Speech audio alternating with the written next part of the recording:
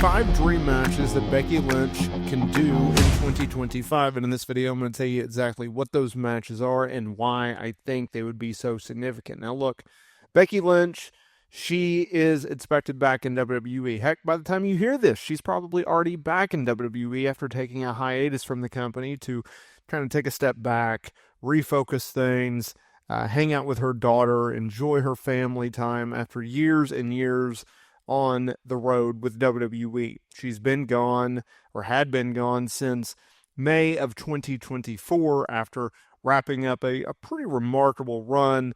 Women's World Champion, a feud with Rhea Ripley, and obviously putting over Liv Morgan and helping set her up for future success. But Becky Lynch, while away from WWE, and even now, there are a lot of interesting names out there for her to work with, and we are going to break it down 5 through number 1.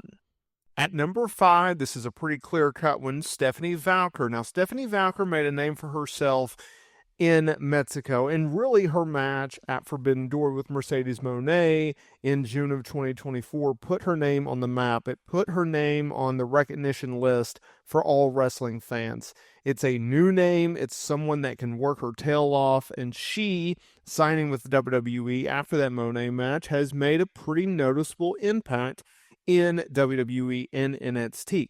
Look, the fact of the matter is, if you want someone to go in there and just have a banger of a match, Stephanie Valker is your star. And she is going to be on the main roster, I would say, within the next 2 years. The only issue that she has right now is just learning English and cutting promos in English.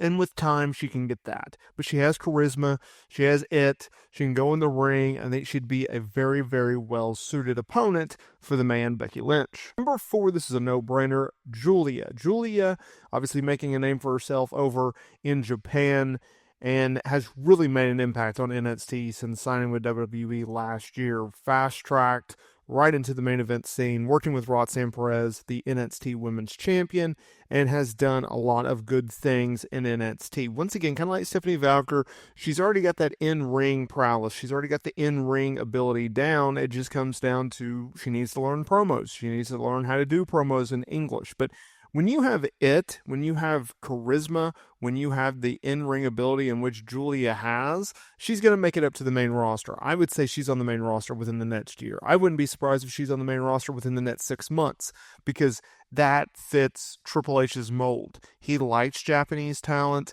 He uses them quite well. Your Asukas, your Kairi Sanes, etc., your Io Skys. And I think she's going to thrive on the main roster. And I think a match with Becky Lynch, that level of charisma, would be an absolute banger of a program.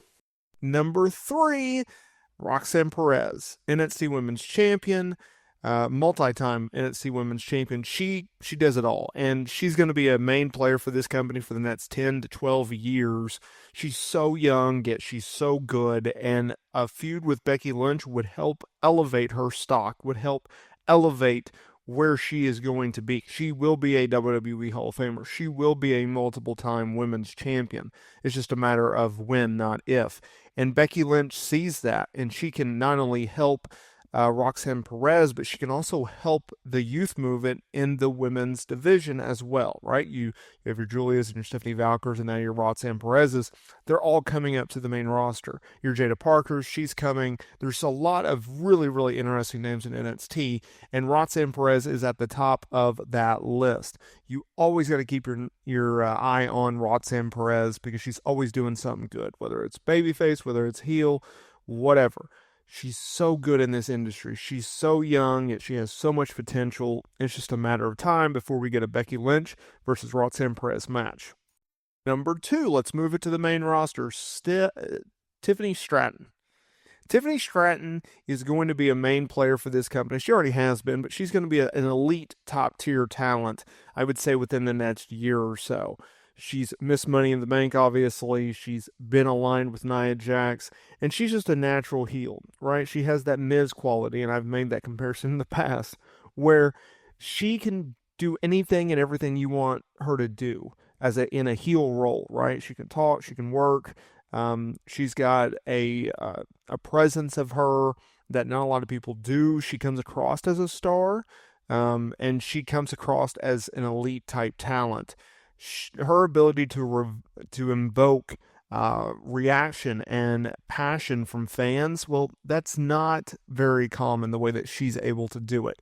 And a classic heel versus babyface Becky Lynch versus Tiffany Stratton match would be really, really good. And it would also be someone for her to help shape and mold, right? That's kind of a common goal on this list, but that's just a reality of the situation in which the status that Becky Lynch is in right now. And Tiffany, to her credit, she's already shown people that she can go out there and she can work with top tier stars. She can go out there and work with a Bayley or a Naomi, and countless others. And it's character work, it's in ring work. I just think that as Becky Lynch, as the man, as a top tier babyface, as an elite performer, can really, really help Tiffany Stratton get over the hump in terms of being an upper card talent to a main event talent. And I find that's where Tiffany is. But WWE has taken their time with Tiffany Stratton in a lot of ways, like they took their time with Becky Lynch. And so it really comes down to not a matter of if, it's just when does she break through and get to that next level. And at number one, you knew I had to put her on the top of the list, Jade Cargill.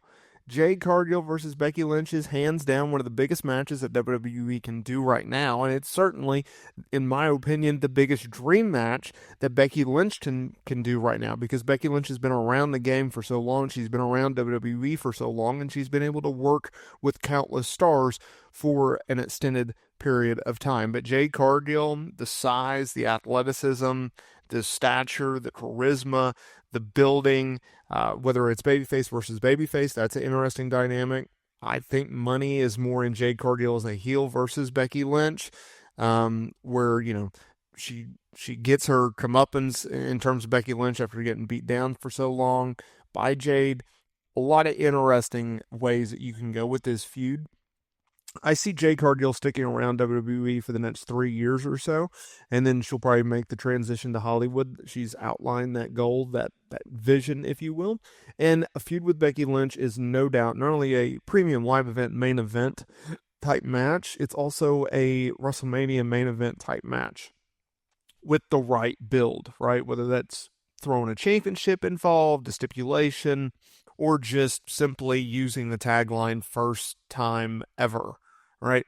Because Jade Cargill is going to be a big star in this company. They want her to be a big star. They think she can be a big star. I think she can, and a lot of people can as well. Obviously, you have your usual doubters and haters and everything alike. But Becky Lynch, that's an interesting match. That's something that you can really, really say, okay, Becky Lynch made Jade Cargill. I think a lot of people already point to Bianca Belair, and they haven't even worked a singles match, Bianca and Jade.